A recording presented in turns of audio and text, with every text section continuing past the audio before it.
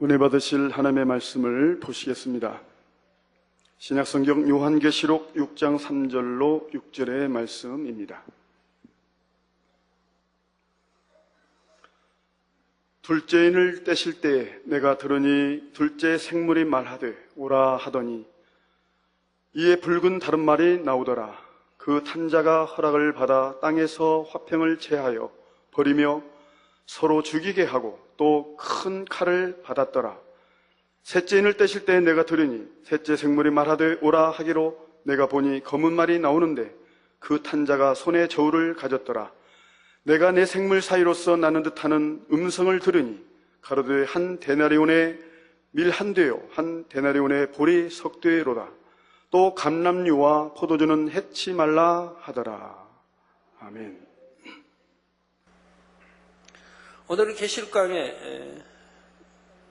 40번째입니다. 사랑하는 성도 여러분, 또한 미국, 캐나다, 페루, 온두라스, 볼리비아, 엘살바도르, 아르헨티나, 과테말라, 니카라과, 코스타리카, 에콰도르, 중국, 일본, 파키스탄, 네팔, 인도네시아, 필리핀, 대만, 스리랑카, 말레이시아, 인도, 몽골, 이스라엘, 이집트, 케냐, 우간다, 콩고, 가봉, 앙골라, 부룬디, 르완다, 나이지리아, 탄자니아, 보츠와나, 스와질랜드, 코트디부아르, 남아프리카 공화국, 영국, 독일, 프랑스, 이탈리아, 벨기에, 네덜란드, 러시아, 벨로루시, 다케스탄, 우크라이나, 에스토니아, 카자흐스탄 등 전 세계 및 전국의 6,600여 개의 지교회 성도 여러분, 지성전 성도 여러분, 전 세계 인터넷을 통해 예배드리는 모든 성도 여러분, GCN 시청자 여러분, 지난 시간에 말씀드린 대로 흰 말은 이스라엘 민족을 의미합니다. 또한 흰 말을 탄 자란 이스라엘 민족의 운명을 좌우하며 이끌어가는 세력이라 했지요. 이스라엘 민족은 하나님으로부터 선택받은 민족으로서 그들은 이 세상이 끝나는 날까지 하나님의 섭리 안에 들어있게 됩니다.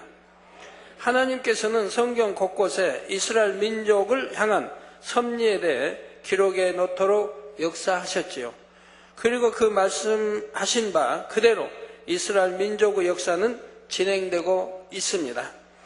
1900여 년 전 이 땅에서 그 이름조차 남지 않고 사라져버렸던 이스라엘이라는 나라가 마지막 때가 되면 그 민족이 옛 땅에 다시 모여서 나라를 세울 것이라고는 세상 사람 누구도 상상하지 못했겠지요. 그러나 성경에는 이미 오래전에 이러한 이스라엘의 역사에 대해 예언해 놓으셨다는 사실입니다. 신명기 4장 30절에 보면 이 모든 일이 내게 임하여 환난을 당하다가 끝날에 내가 내 하나님 여호와께로 돌아와서 그 말씀을 청종하리니 했습니다. 또한 에스겔 36장 8절에서 10절에 보면 그러나 너희 이스라엘 산들아 너희는 가지를 내고 내 백성 이스라엘을 위하여 과실을 맺으리니 그들의 올 때가 가까이 이르렀음이니라.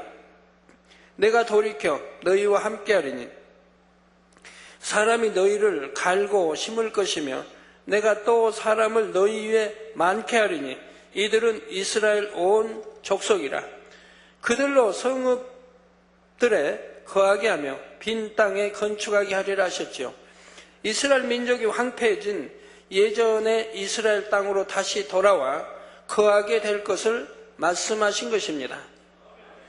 에스겔 36장 19절에서 20절에도 그들을, 즉 이스라엘 민족을 그 행위대로 심판하여 각국에 흩으며 열방에 해쳤더니 그들의 이른바 그 열국에서 내 거룩한 이름이 그들로 인하여 더러워졌나니 곧 사람들이 그들을 가리켜 이르기를 이들은 여호와의 백성이라도 여호와의 땅에서 떠난 자라 하였음이니라 했습니다. 이스라엘 민족이 세계 각지에 흩어져 살아가게 될 것을 말씀하신 것이지요. 그리고 이어지는 24절에 보면 내가 너희를 열국 중에서 취하여 내고 열국 중에서 모아 데리고 고토에 들어갈 것을 말씀했고 28절에는 내가 너희 열조에게 준 땅에 너희가 거하여 내 백성이 되고 나는 너희 하나님이 되리라 하셨습니다. 세계 각국에 흩어져 있던 이스라엘 민족이 하나님께서 그들의 조상들에게 주셨던 땅으로 다시 돌아올 것을 말씀하고 계시지요. 이 밖에도 에스겔 36장 34절에서 36절에 전에는 지나가는 자의 눈에 황무하게 보이던 그 황무한 땅이 장차 기경이 될지라.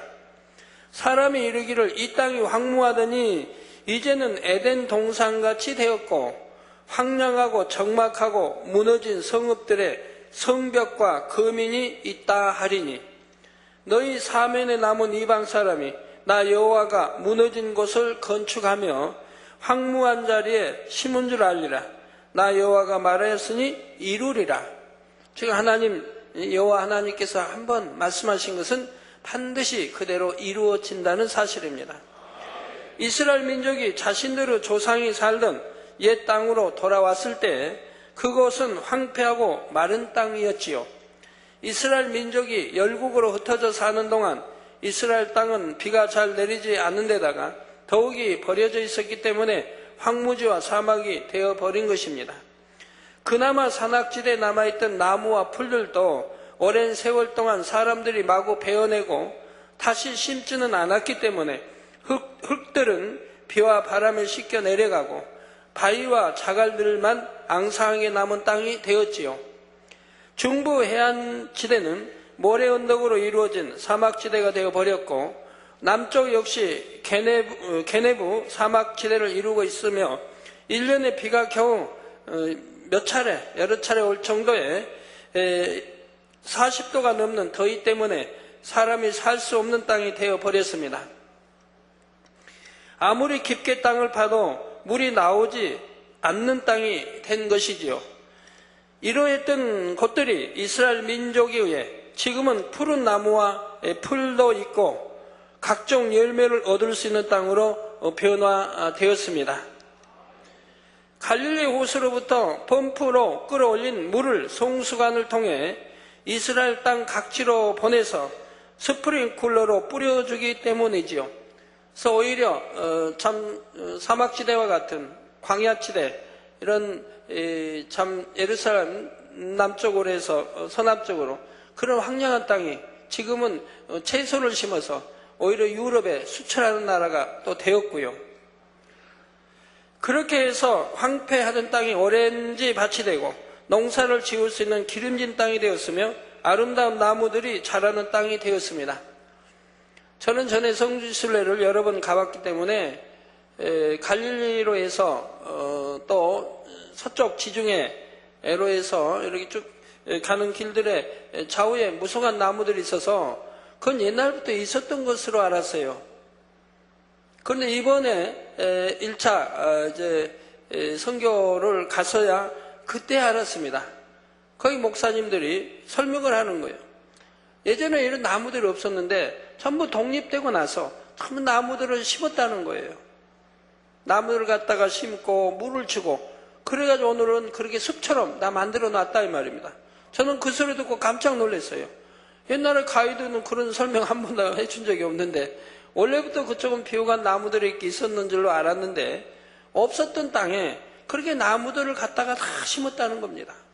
가지고 물을 주고 키워서 오늘은 울창한 이렇게 숲처럼 이게 나무로 이루었다는 거예요.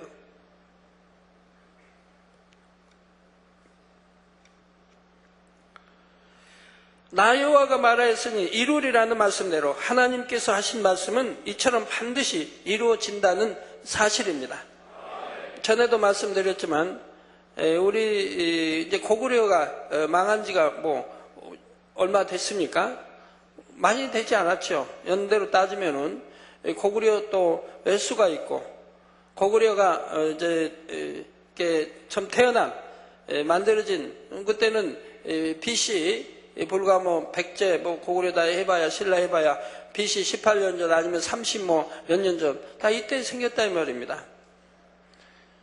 주님 오시기 바로 이전 20년 30년 전에 우리 삼국이 생겼다 이 말입니다. 그리고 수백 년 지나 또 망했으니까 그걸 망했으니까 그걸 수백 년 빼면은 지금부터 얼마 되지 않지 않습니까? 이스라엘처럼 1900년이 지난 게 아니라 이 말입니다. 그런데도 우리 고구려 옛 영토를 찾을 수 있습니까? 그걸 만주나 이걸 우리나라 땅이라고 하면 누가 다 웃지요. 그런데 그보다 훨씬 오랜 세월이 지난 1900년이라고 이 세월이 지난 이 고토에 이스라엘은 다시 전 세계 흩어진 이스라엘 민족은 다시 모여들어서 나라를 독립시켜 놓았다 이 말입니다. 즉 하나님이 이미 구약의 말씀에 놨기 때문에 그 말씀대로 반드시 때가 되니 이루어지더라 이 말입니다. 여러분들 늘 체험하는 바 아닙니까? 하나님이 25년 전부터 이미 말씀해 놓으신 모든 것들은 하나하나 그대로 이루어지는 걸 보고 있지 않습니까? 10년 전에도 15년 전에도 5년 전에도 지금도 다 보고 있지 않습니까? 이제 몇 가지 남은 일들 지금 행해 나가고 있지 않습니까? 하나님이 말씀하셨으니 그대로 되어지는 것을 본다 이 말입니다. 자, 하지만 하나님께서 말씀하셨다고 해서 사람 편에서는 그냥 가만히 있어도 무조건 이루어진다는 말은 아니지요. 이어지는 에스겔 36장 37절에 나 주 여호와가 말하노라. 그래도 이스라엘 족속이 이와 같이 자기들에게 이루어 주기를 내게 구하여야 할지라 말씀하셨다는 사실을 기억해야 합니다. 이스라엘 민족도 비록 1900여 년 가까이 세계 각국에 흩어져서 살아야 했지만 그들은 어느 곳에 있든지 때가 되면 반드시 자신들의 옛 땅으로 돌아가게 될 것을 믿었고 기도했으며 또한 힘을 모아 노력했지요. 물론 그 일이 사람이 노력한다고 해서 이루어지는 것은 아니지만 그들이 그렇게 믿고 기도하며 노력했기에 때가 이르렀을 때 하나님께서 허락하심으로 성경에 기록된 하나님의 말씀이 성취될 수가 있었다는 사실입니다. 그리고 이처럼 하나님의 섭리 안에 있는 이스라엘이기 때문에 이스라엘이 나라를 다시 세웠을 때 주변의 아랍 국가들에서 이를 무너뜨리고자 여러 차례 전쟁을 걸어왔지만 그때마다 이스라엘이 승리를 했지요. 지금도 늘 크고 작은 분쟁이 일어나지만 여전히 이스라엘이 힘의 우위를 차지하고 있습니다. 그리고 앞으로 7년 환란 때가 되면 결국 이스라엘과 아랍 국가들 사이에서 다시 한번 세계 대전을 촉발시키는 전쟁이 일어나지요. 그런데 7년 환란 때는 이스라엘과 아랍 국가들 사이의 전쟁 이외에도 곳곳에서 전쟁이 일어납니다. 그 모든 것이 함께 상호작용하면서 3차 세계대전이 일어나는 것이고요. 오늘 본문 말씀을 통해 이러한 상황들에 대해 계속해서 살펴보도록 하겠습니다. 3절 4절에 둘째 인을 떼실 때에 내가 들으니 둘째 생물이 말하되 오라 하더니 이에 붉은 다른 말이 나오더라.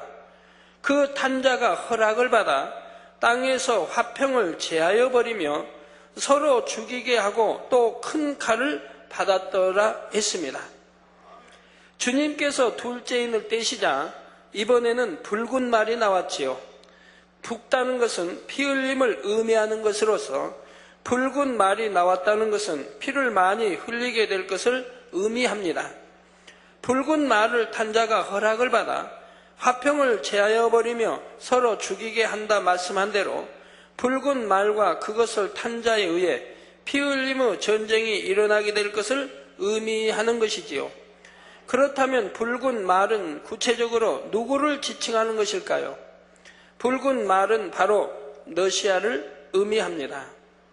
1991년 15개 국가 연합체로 구성되었던 소비에트 연방 즉 소련이 붕괴되지요. 그렇지만 그 중에서 러시아는 여전히 가장 큰 힘과 영향력을 발휘합니다.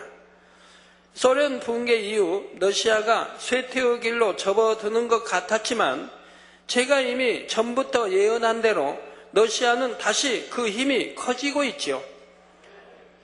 이렇게 15개국 연합체로 구성되었다가 크게 이제 무너지면서 공산주의가 무너지면서 크게 무너지면서 이제 러시아만 남게 됐다 이 말입니다. 그러니까 그 힘이 막강했던 힘이 미국과 견줄 만한 그런 막강한 힘이 좀 무너진 거예요. 그래서 쇠퇴의 길로 가는 걸로 알았다 이 말입니다. 그러나 저는 분명히 예언했다 이 말입니다. 러시아가 다시 강대국이 될 것을. 지금 그렇게 되어가고 있지 않습니까? 또 중국과 하나 되어서 동맹을 맺어 하나 되어서 강한 세력으로 커간다고 했는데 지금 그대로 제가 오래전에 예언했던 그대로 되어지고 있지 않습니까? 그러면서 주변 나라들에 계속해서 영향력을 행사하려고 합니다. 하지만 공산주의라는 이념에 의해 유지되어 왔던 소련이 붕괴되자 그동안 소련에 속해 있던 나라들이 이제는 민족과 종교를 중심으로 독립된 나라의 주권을 행사하려 하지요. 러시아로부터도 더 이상 간섭받기를 거부합니다. 그런데 사실 소비에트 연방 시절부터도 소련은 민족 문제로 인해 늘 고심했지요. 다민족 국가였던 소련은 그들 안에서 민족의 독립과 자치를 요구하는 크고 작은 분쟁들이 끊이지 않았습니다. 민족 간에도 많은 분쟁이 있었고요. 소련이 붕괴되기 전인 1987년 1월부터 1988년 중반까지만 해도 300여 건에 이르는 민족주의 분쟁이 있었다고 합니다.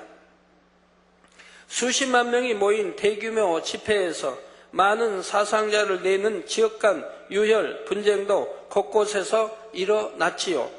많은 분들이 기억하고 있는 1988년도에 아제르바이잔과 아르메니아인과의 민족 분쟁은 소련의 정규군이 투입되어 진압하였습니다. 이렇게 소련은 붕괴 이전부터도 민족 문제로 인해 곳곳에서 분쟁과 다툼이 끊이지 않았지요. 그런데 소련 붕괴 이후 이제 러시아가 점점 힘이 강해지면서 주변의 나라들의 영향력을 행사하려 하다 보니 이 역시 분쟁의 불씨가 되고 있었습니다. 제가 80년대 중반경에 바로 이제 우리가 1988년대 올림픽을 치렀지요. 80월 중반 전에 올림픽 이후 공산주의가 무너질 것을 제가 예언한 바도 있습니다. 근데 올림픽 치른 이후 얼마 되지 않아서 공산주의가 무너진 것을 볼 수가 있었습니다. 7.16 때 바로 이러한 불씨들이 불거져 나오면서 결국 민족 간의 전쟁으로 터져나오게 되는 것이지요. 이 과정에서 서로가 죽이고 죽으면서 많은 피 흘림이 있게 되고 화평이 제하여져 버리고 마는 것입니다. 더욱이 큰 칼을 받았다고 말씀한 대로 이 전쟁은 쉽게 제압되거나 진정되는 것이 아니라 큰 전쟁으로 번져나가게 되는 것이고요. 그런데 이런 모든 일들도 허락을 받아 이루어진다는 것을 알 수가 있습니다. 바로 하나님의 허락이 있어야 함을 말하는 것인데 그렇다 하여 이 말을 하나님께서 전쟁도 일어나게 하시고 사람들이 죽게도 만드신다고 오해하면 안 됩니다. 하나님께서는 세계사의 모든 것을 주관하시되 결국은 모든 일이 공의에 따라 돌아가죠. 전쟁도 여호와께 있다라고 하나님 말씀하셨는데 그러나 전쟁을 일으키게 하나님이 하시는 것은 아닙니다. 인간들이 악하여 자기 유익을 구하기 위해서 일으키는 것이지요. 악이 관영하여 한계선을 넘으면 그것이 전쟁으로 나오게 되는 것이며 사람들이 자기 악들로 인해 서로 죽이고 죽으며 스스로 멸망해 가는 것입니다. 하나님께서 공의를 무시하시고 원하는 곳에 전쟁을 일으키시거나 사람들을 멸해 버리시는 것이 결코 아니지요. 출애굽한 이스라엘 백성들이 가나안 땅을 정복에 들어갈 때를 보아도 하나님께서는 무조건 가나안 땅을 이스라엘 백성들에게 주신 것이 아닙니다. 하나님께서는 아브라함에게 장차 이스라엘 민족이 애굽에서 종살이 하다가 마침내 약속의 땅으로 돌아오게 될 것을 말씀하시면서 창세기 15장 16절에 내 자손은 4대 만에 이 땅으로 돌아오리라. 이는 아모리 족속의 죄악이 아직 관영치 아니함이니라 하시죠. 저희 장차 이스라엘에게 주실 땅이 아모리 족속이 살고 있는데 그들의 죄악이 아직 관영치 아니했으므로 하나님이 주실 수 없다는 거예요. 이게 공의라 이 말입니다. 무조건 뭐 이렇게 주시는 게 아니고 그들의 죄가 관영해서 이제 용서할 수 없을 때 하나님은 주신다 이 말입니다. 이는 다시 말해 이미 가나안 땅을 차지하고 있던 아모리 족속의 죄악이 관영할 때까지 기다려야 그 땅을 아브라함의 우선들인 이스라엘 백성들에게 주실 수 있다는 말입니다. 아모리 족속의 죄악이 공의 가운데 정해놓은 한계선을 넘어야만이 공의에 따라 이스라엘 민족으로 하여금 그들을 멸하고 가나안 땅을 취해 들어가도록 하나님께서 허락하실 수 있다는 말이죠. 여러분들 안식일을 지키지 않으면, 주일을 지키지 않으면, 또 온전한 11조를 하지 않으면 당장에 무슨 암이 생기고 뭐 교통사고 나고 병이 듭니까? 아니지요. 그만큼 또 죄가 관영할 때까지 하나님은 놔두십니다. 참으세요. 용서하고 또 용서하고 회개하고 돌이킬 때까지 참으세요. 그러나 인간편에서 계속 하나님께 죄를 지어가는 거죠. 그래서 죄가 참 찼을 때 하나님이 더 이상 공의에 의해서 용서하지 못한 그런 죄가 찼을 때 하나님이 외면하시게 되는 것을 보게 됩니다. 그러면 사단이 내 밥이다 하고 역사를 해가는 거지요. 만약 아모리 족속의 죄악이 관영치 않았는데도 하나님께서 그들을 쫓아내고 이스라엘 백성들에게 가나안 땅을 주신다면 그것은 공의의 법칙을 어기는 것이 됩니다. 이처럼 하나님께서는 세계사의 모든 것을 주관하시지만 반드시 공의의 법칙에 따라 정확하게 운행되도록 하신다는 사실입니다. 그러니 7년 환란 때 일어나는 모든 일들도 하나님의 주권 하에서 허락되어야만이 일어날 수 있는 일들이지만 그것은 결국 사람들의 악이 쌓이고 쌓여 공의의 선을 넘으면서 일어난 일들이죠. 그래서 7년 환란이나 제3차 이런 대전은 전 세계가 죄로 관영될 대로 관영되어서 더 이상 용서할 길이 없다 이 말입니다. 죄로 관영할 대로 관영돼서 그나마 선한 사람들, 그래도 하나님을 잘 믿는다는 사람들은 들림받아 버리지 않습니까? 그 남은 사람들의 오직 하겠습니까?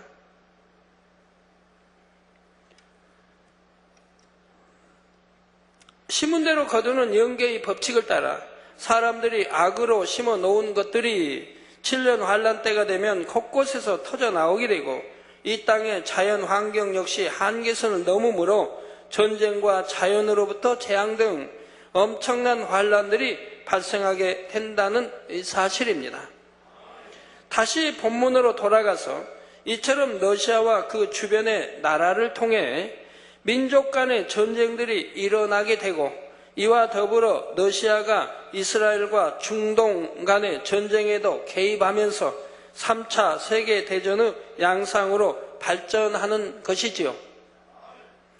러시아와 이스라엘 간에도 오랫동안 갈등의 역사가 있었고 결국 이들 사이에 적대적인 상황이 발생하는데 이에 대해서는 에스겔 38장의 내용을 가지고 다음에 다시 설명하도록 하겠습니다. 사랑하는 성도 여러분, 이제 이어지는 본문 5절 6절에 셋째 인을 떼실 때 내가 들으니 셋째 생물이 말하되 오라 하기로 내가 보니 검은 말이 나오는데 그 탄자가 손에 저울을 가졌더라. 내가 네 생물 사이로서 나는 듯 하는 음성을 들으니 가로되 한 데나리온에 밀 한 대요 한 데나리온에 보리 석 대로다. 또 감람류와 포도주는 해치 말라 하더라 했습니다.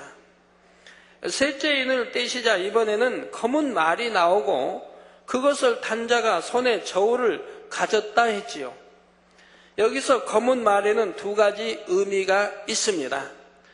먼저 검은색은 죄를 뜻하는 것으로서 검은 말은 죄를 주관하는 사단에 의해 일어나게 될 일들을 의미하지요. 그래서 성경은 여러분 검은색이 없습니다. 성경 하나님 말씀에 보면 구약에 하나님이 성전을 짓던 거기에 천들, 온갖 색들이 나오죠. 그러나 검은색은 일체 들어가지 않습니다. 하나님의 성전을 지었을 때도 또 하나님의 사람들이 옷을 입을 때도 검은색은 일체 들어가지 않았습니다. 근데 오늘날 오히려 이스라엘 가보면 참 죄송합니다. 거의 검은 옷을 입고 그런 분들이 그런 걸 보게 돼요. 근데 성경은 그렇지 못해요.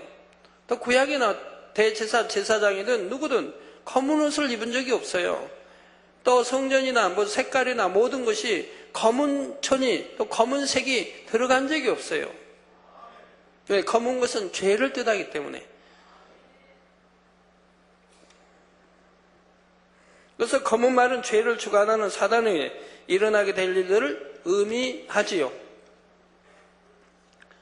그래서 하나님을 잘 믿고 진리를 아는 분들은 그래서 검은 것을 좋아하지 않게 되고 또 검은 옷을 입으려고 하지 않게 되는 것입니다.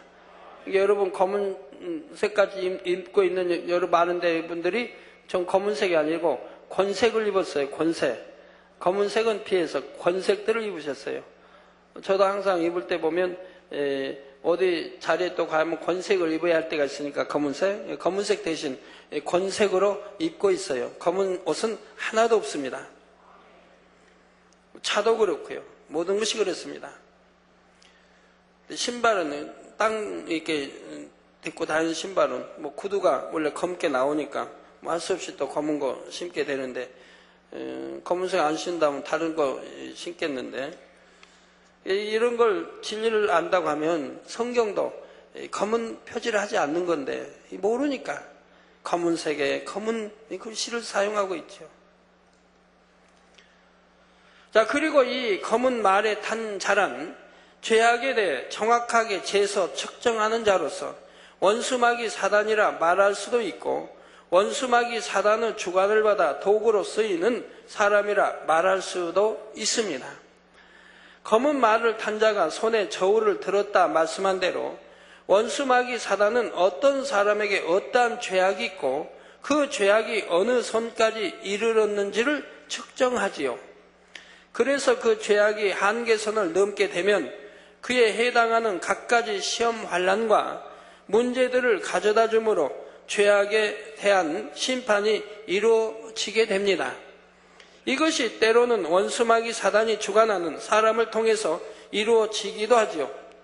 이번 주 뉴스에도 참 우리나라에 4명 중에 1명이 암으로 죽는다고 나와 있어요. 뉴스에 나오더라고요. 아마 남자인가 봐요. 전에 남자 같은데 여자는 5명 중에 1명이 암일 거고 전에 뉴스를 또 신문을 봤는데 이번 주에 그런 게 나오는데 그냥 4명 중에 1명이 암으로 죽는다 우리나라 그런 말 나오더라고요. 그래서 그냥 남자 여자 합쳐서인지 하여튼 그것만 들었어요. 우리나라 사람 4명 중에 1명이 암으로 죽는다고 사망한다고. 그럼 암으로만 사망합니까? 뭐 뇌출혈 얼마나 많습니까? 고혈압, 저혈압, 폐렴, 뭐 가지가지 병 얼마나 많아요. 이 병으로 죽는 사람들이 얼마나 많아요. 우리 만민의 성도님들은 절대 병으로 돌아가지 마세요. 돌아가지 마세요. 건강한 몸으로 연세가 지긋하셔도 하나님을 불러가시면 건강한 몸으로 소천하셔야죠. 병과 여러분하고는 상관이 없는 우리 만민의 성도님들이 되셔야죠.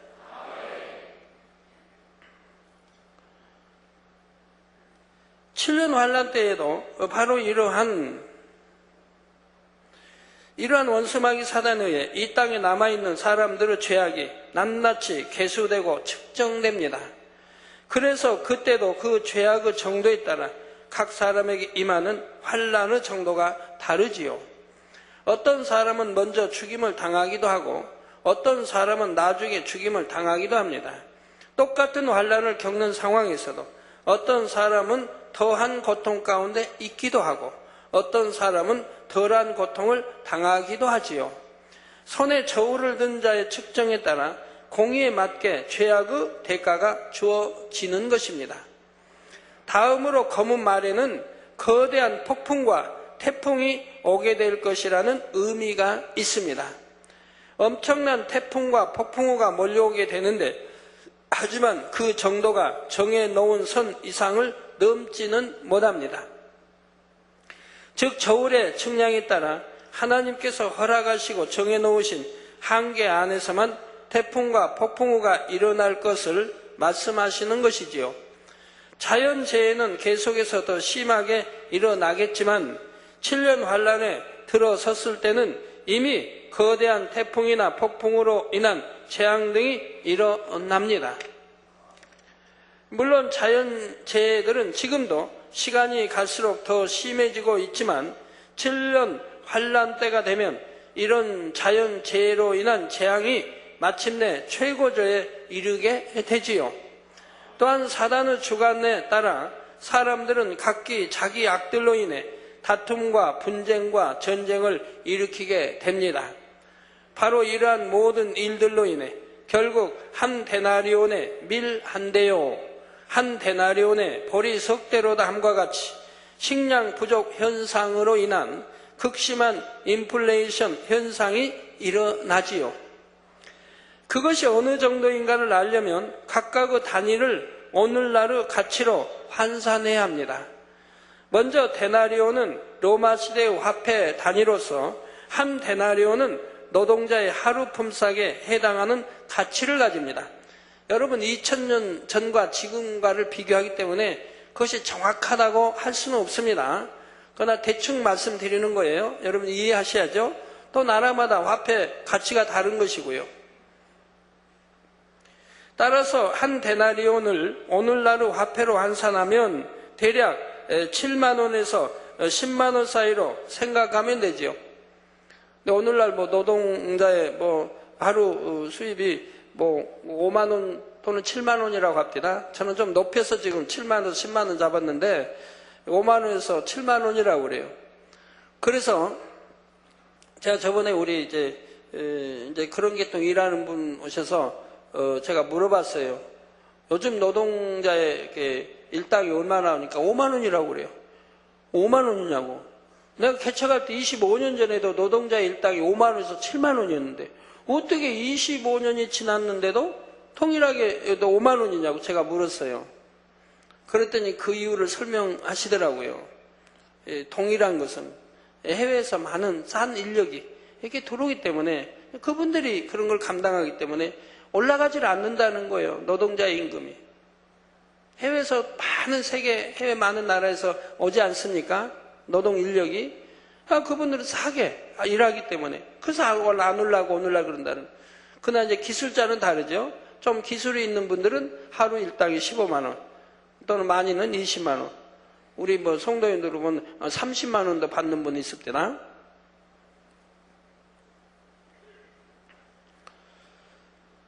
그래서 저는 좀 높여서 지금 7만 원에서 10만 원 계산하는 거예요. 다음으로 밀 한 대의 가격을 알아야 하는데 국제거래가격 기준 2007년 9월로 밀 한 대의 가격은 넉넉히 잡아서 약 400원 정도가 됩니다. 이것도 정확치 않아도 여러분들 이해해 주세요. 2007년 9월 현재 시카고 상품 거래소에서 밀 가격은 1부셀, 즉 35.2리터에 8달러입니다. 그리고 밀 한 대는 약 1.8리터이므로 따라서 밀 한 대의 가격은 1달러를 930원으로 계산했을 때 약 380원 정도가 되는 것입니다. 물론 종류에 따라 훨씬 비싼 것도 있지만 일반적으로 사용하는 보통 밀의 가격이 그렇다는 말이지요. 참 설교하기가 쉽지 않아요. 요즘 누가 밀 한 대하고 밀 사고 팔고 합니까? 차라리 밀가루 한 대 하면 더 쉬운데. 그래서 밀가루 한 대 이렇게 하니까 그러면 어떤 성도님들이 또 그럴 거라고요. 성경에는 밀이라고 나왔는데 왜 밀가루냐고. 그럴까 봐서 밀로 지금 말하는 거예요. 밀가루랑 편한데 밀 한 포대 얼마하고. 옛날에는 우리 60년대 70년대는 밀을 직접 대로 팔았죠. 쌀 한 대, 보리 한 대, 밀 한 대. 근데 오늘날은 누가 밀 한 대 어디 파는 데 있습니까? 밀가루는 팔지만. 그래서 쉽게 설명하고 싶어도 성경을 좀 안다 하신 분이 성경에는 밀이라고 했는데 밀가루라고 합니까? 할까 봐서 그냥 밀로 좀 해 나오는 겁니다. 계산해서요. 자, 그런데 본문에는 밀 한 대가 한 데나리온이라고 하니 지금과 비교하면 무려 175배가 되는 가격입니다. 물론 그렇다 하여 그때 가서 꼭 밀 가격이 한 대에 7만 원이 된다고 못 박아 말하는 것은 아닙니다. 그보다 더할 수도 있고 덜할 수도 있죠. 또한 보리를 기준으로 지금과 비교하면 좀 다를 수도 있습니다. 따라서 본문 말씀의 의미는 7년 환란 때가 되면 이처럼 곡물의 가격도 천정부지로 뛰게 된다는 뜻이지요. 그만큼 곡물 등의 값이 비싸지게 되고 따라서 많은 사람들이 굶주리게 되며 설령 돈이 있어도 물건을 구할 수 없는 비참한 사태들이 벌어지게 된다는 말입니다. 우리나라 6.25 때만 해도 돈이 있다고 해서 쌀을 살 수 있었습니까? 돈 가치가 없어져 버린대. 돈 가치가 아주 없어져 버린다 이 말입니다. 전쟁 때는. 그러니까 돈이 많다고 해서 먹을 곡식을 구할 수 있는 게 아니에요, 그때는. 다음으로 감람류와 포도주는 해치 말라 했는데 이 말씀에도 두 가지 의미가 있지요. 먼저 감람류와 포도주란 감람류와 포도주가 나는 곳을 의미합니다. 즉 이스라엘과 중동 지역 그리고 유럽의 일부 지역이 포함되지요. 따라서 감람류와 포도주를 해치 말라는 것은 커다란 폭풍과 태풍 가운데서도 이것들은 지킴받을 것을 의미합니다. 다음으로 감람류와 포도주는 각각 이스라엘 민족과 주님을 믿는다 하였으나 7년 환란 때 이 땅에 떨어진 사람들을 뜻하지요. 그들 중에는 이삭 줍기를 통해 구원에 이를 사람들도 있기 때문에 처음부터 이들을 죽이도록 허락하지 않으시고 장차 때가 되면 순교를 통해 구원에 이르도록 하시기 때문입니다. 제가 옛날에는 설명해 드렸을 겁니다만 순교할 믿음이 있다 해도 순교를 못하는 게 여러 가지로 역사를 하기 때문에 고문이 너무 심합니다. 우선 고문이 최악의 고문을 가요. 현대적 기술로 또 현대적 그 고문 도구들이 얼마나 현대적인 고문 도구들이 그래서 그런 걸로 고문을 가하기 때문에 그 고문을 이기기가 어렵다 이 말입니다. 설령 이겨냈다가 하더라도 또 그 부모가 보는 앞에서 그 자녀들을 그렇게 고문한다 이 말입니다. 부모가 보는 앞에서 그 사랑하는 자녀들을 그렇게 또 고문해야 된다 이 말입니다. 그러니까 자녀들이 어린아이들이고 자녀들이 얼마나 비명을 지르고 소리 지르며 아빠 엄마 아빠 나 살려줘요. 빨리 예수 부인해요. 애처된다 이 말이에요. 그 날카로운 비명소리. 부모들이 견디다 못해서 굴복하고 만다 이 말입니다. 주님을 부인하게 된다 이 말입니다.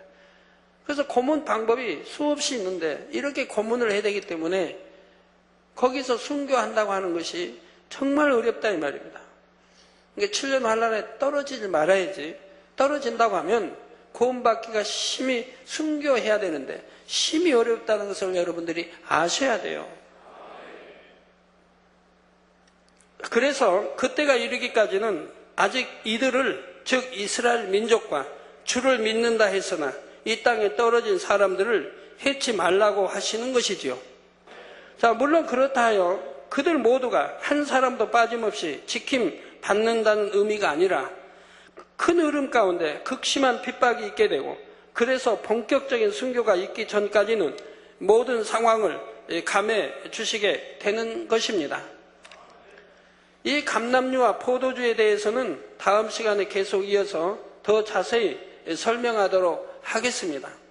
사랑하는 성도 여러분, 오늘날 우리가 살아가는 이 세상은 하나님께서 지켜주지 않으시면 언제 어디서 무슨 일을 만날지 모르는 너무나 불안하고 위험한 세상이 되었습니다. 하지만 하나님의 말씀 안에 사는 하나님의 자녀들이라면 이런 가운데서도 염려할 필요가 없지요. 말씀대로 사니 뭐 염려할 게 뭐 있겠습니까? 자, 하나님께서 지켜주실 것이고 설령 일찍 영혼이 떠난다 해도 천국에 가게 될 것이니 무엇이 두렵겠고 염려가 되겠습니까? 그런데 앞으로 7년 환란의 때가 되면 이 땅에서는 성령이 거두어지고 주님을 믿는다 했으나 이 땅에 떨어진 사람들은 하루하루를 공포와 두려움 가운데 살아갑니다. 죽음에 대한 두려움뿐만 아니라 영원한 사망인 지옥에 대한 두려움 때문이지요. 하나님 말씀은 성경 그대로 심판이 이루어지고 절대로 피할 수 없습니다. 구약이나 신약이나 하나님 말씀 그대로 심판이 이루어지는 거예요.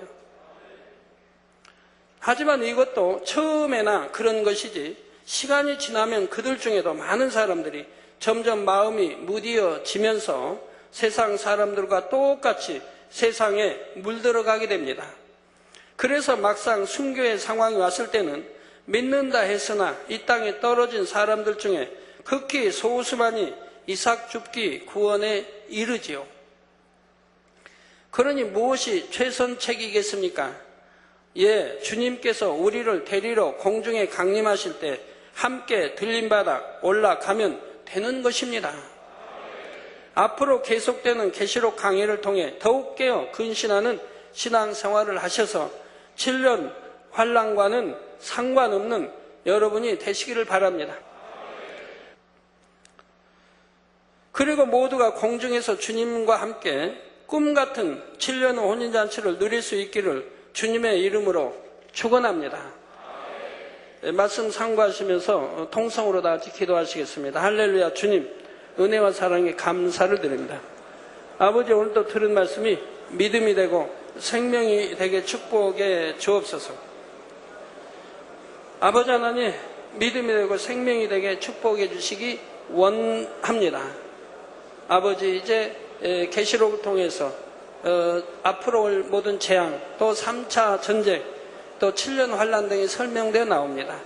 우리는 결코 신앙생활 잘하여서 이런 7년 환난에 떨어진 일이 없도록 은혜를 주시기를 원합니다. 아버지, 듣는 모든 말씀이 마음에 명심되어서 말씀대로 지켜 행할 수 있는 성도님들이 되도록 능력도 더해 주시고, 아버지여 항상 두루 지켜주시고 함께 해주시 원합니다. 우리 주 예수 그리스도 이름으로 기도합니다. 아멘.